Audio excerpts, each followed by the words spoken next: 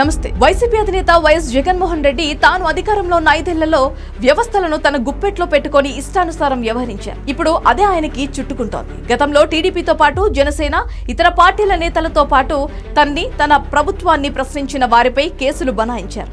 మరికొన్ని చోట్ల తనకు అనుకూలంగా ఉన్న వారిని కేసుల నుంచి కాపాడుకుంటూ వచ్చారు. ఇప్పుడు అవి రెండు జగన్ పాలిట శాపంగా మారుతున్నాయి. అప్పుడు తాను వ్యవహరించిన తీరు నేపథ్యంలో ఇప్పుడు ఇబ్బందులను ఎదుర్కొనున్నారు. టీడీపీ అధినేత చంద్రబాబు నాయుడుపై పెట్టిన కేసులతో పాటు వివేకానంద రెడ్డి కేసు కూడా ఇప్పుడు జగన్ ని ఉచ్చులో బిగిస్తున్నాయి. తాను అధికారంలో ఉండగా అహంకారంతో ఏమి చేసినా సాగుతుందనుకున్న వైసీపీ అధినేత జగన్ కు ప్రస్తుతం చుక్కలు కనిపిస్తున్నాయి. మాజీ మంత్రి వైఎస్ వివేకానంద రెడ్డి హత్య కేసులో నిందితులను జగన్ రక్షిస్తున్నారనే ప్రచారం గతంలో జోరుగా సాగాయి. సిబిఐ అధికారులు కడప ఎంపీ అవినాష్ రెడ్డిని అరెస్ట్ చేయాలనుకున్న సమయంలో ఆయన అరెస్ట్ కాకుండా జగన్ తన అధికార బలాన్ని ఉపయోగించి అడ్డుకున్నారనే ఆరోపణలు ఉన్నాయి.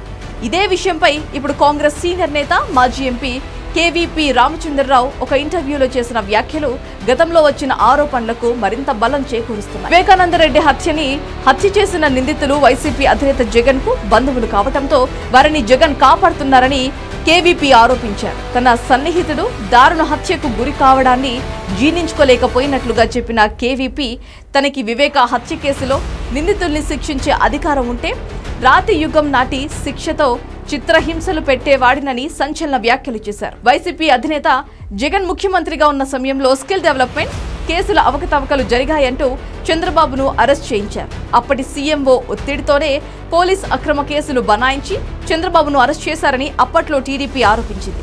ప్రస్తుతం దీనిపై కూడా టీడీపీ కూటమి సర్కార్ సమీక్ష చేస్తోంది. వైసీపీ హయాంలో టీడీపీ, జనసేన నాయకులపై బనాయించిన కేసులు రాజకీయ కక్ష సాధింపుల్లో భాగంగా పెట్టారా, లేకపోతే నిబంధనల ప్రకారం పెట్టారా అనే దానిపై ప్రభుత్వం సమీక్షించింది. ఒకవేళ సీఎంఓ ఒత్తిడితో కేసులు పెట్టి ఉంటే కుట్రల్లో పాత్రధారులపైన కూడా చర్యలు ఉండే అవకాశం ఉండనున్నట్లుగా తెలుస్తోంది.